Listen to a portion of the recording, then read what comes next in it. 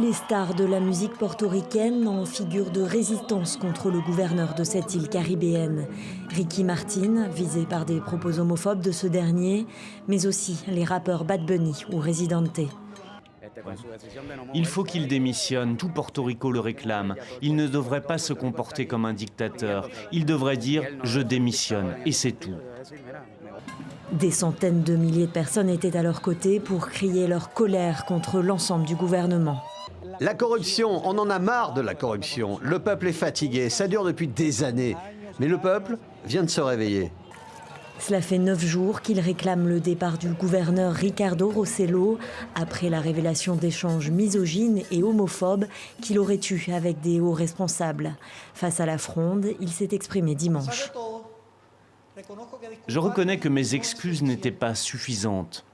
Compte tenu de cette situation, j'annonce que je ne prétendrai pas à un nouveau mandat l'an prochain. Insuffisant pour la rue qui était lundi plus que jamais mobilisée.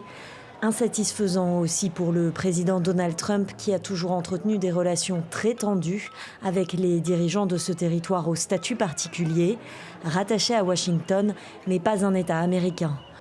Donald Trump réitère ses attaques contre plusieurs d'entre eux aux côtés du président pakistanais. La maire de San Juan à Porto Rico est un festival d'horreur. Elle est incompétente, vraiment incompétente. Et en même temps, le gouverneur non plus, il n'est pas bon. Inspiré par le sujet, Donald Trump enchaîne. Vous n'allez pas le croire, couvrez-vous les oreilles. J'ai dirigé le concours de Miss Univers. Il s'est déroulé 2 fois à Porto Rico. J'ai une bonne relation avec Porto Rico. Je suis la meilleure chose qui soit arrivée à Porto Rico.